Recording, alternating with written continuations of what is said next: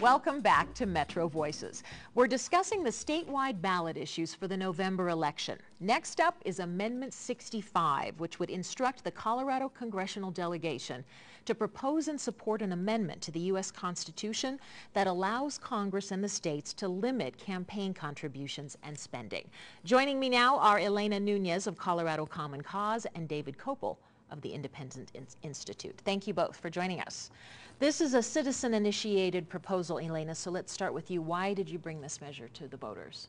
Well, Colorado voters have had a long history of supporting money in politics reform. They passed Amendment 27 back in 2002 with over 66% of the vote.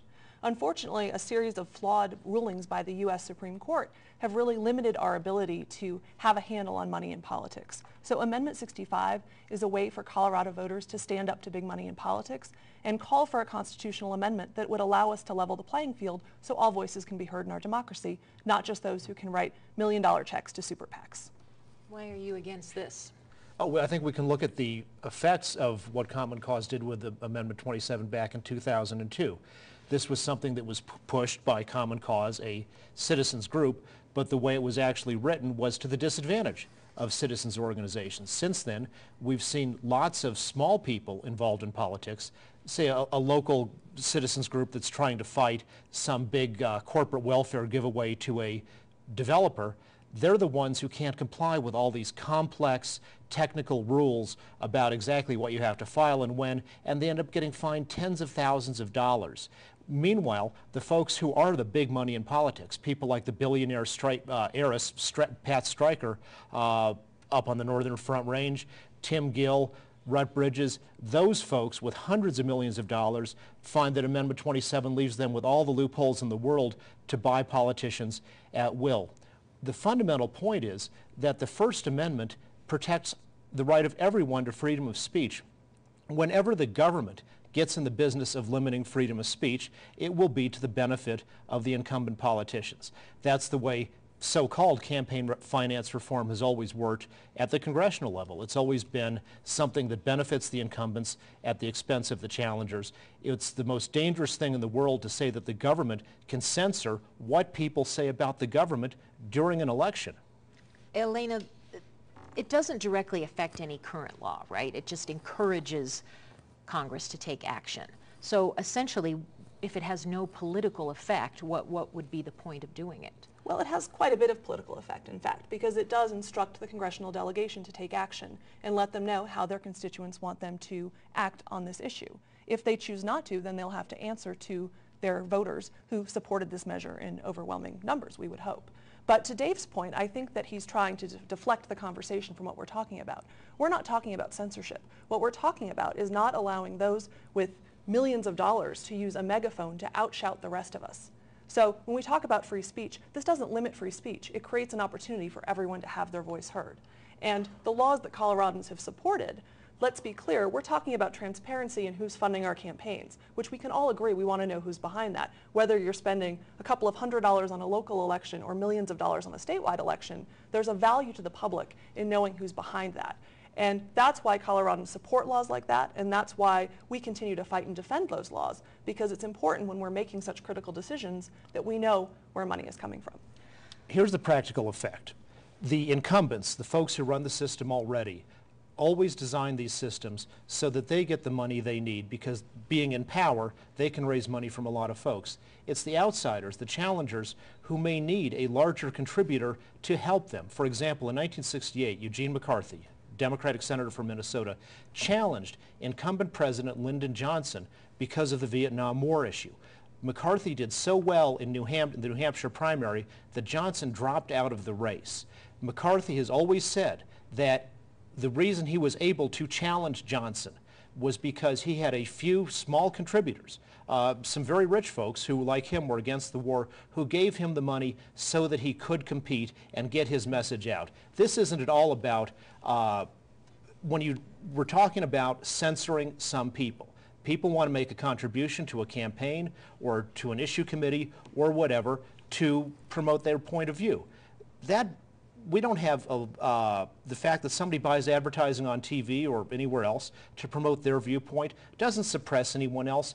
Everybody should have the unlimited right to speak freely about whatever they want, especially about politics during an election. Should we restrict campaign funding at all then? Well, the issue of disclosure is something different. But in terms of saying we're going to censor, we're going to limit your ability to speak, to say that you can't make contributions, I would be against that. We have rules that say foreigners can't contribute to American campaigns.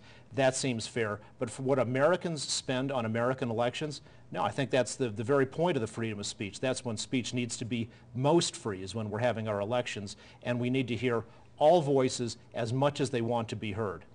So the regular Joe who doesn't have the backing, does he have a shot in a system like this? Well, he doesn't, unfortunately, and if you look at our current political system, it's clear. The super PACs, the creation since the Citizens United ruling, more than half of the money that came from individuals to those super PACs came from 47 people who wrote checks over $1 million. That's on both sides of the aisle. It's not a partisan issue, but it's distorting the debate, and it's allowing those who can write super large checks to drown out the rest of us and our voices. And to Mr. Kopel's earlier point about incumbents, the research doesn't really back up what he says. States that have low contribution limits actually encourage competitive races and encourage candidates who are challengers to do well. The experience has shown that giving a level playing field to everyone promotes more diversity in our elections. The reality is, not many people can get multi-million-dollar checks to fund their campaigns. So a system that benefits those who can write those multi-million-dollar checks really hurts the rest of us. Do those with the most money control the elections? No, the voters control the elections, and when you have different people giving to different candidates, all the candidates can get their message out. Just for example, in the recent Republican primaries, Mitt Romney was this guy who has, because of his business background, an enormously broad base of donors. Some of the challengers, like Newt Gingrich or Rick Santorum, didn't know everybody in the Fortune 500 for half their lives, and so the fact that they were able to have a serious challenge to Romney was partly because they had some donors or people who gave to PACs that were supportive of them who made large contributions to that. Usually it's the outsider who needs that extra help from someone who really believes in them, whereas the incumbents have the system where they can raise a medium amount of money from everybody in this standard shakedown corporate welfare system. The root of the problem isn't that people can spend money on speech, it's that rich people buy government services because corporate welfare is given out. So in a way they invest in this.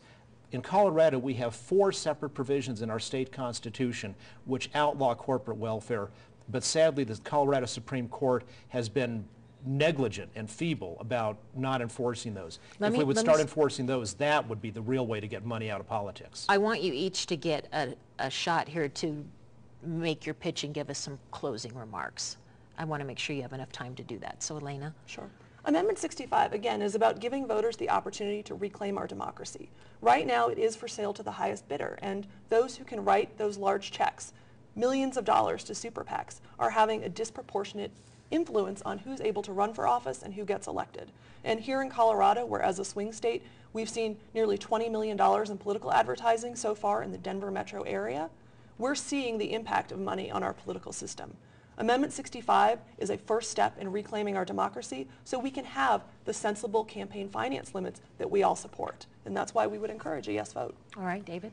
Amendment 65 is a blank check for censorship and for gutting the First Amendment. It doesn't propose anything specific, but instead it orders the Colorado delegation to support whatever proposal somebody comes up with to limit free speech. We know that in the past these have been deployed, these speech limitations have been deployed against groups which challenge the system, whether they're anti-war groups or civil liberties groups or anti-corporate welfare groups. When you let the system censor who can speak about the system, the results will benefit the system to the detriment of outsiders.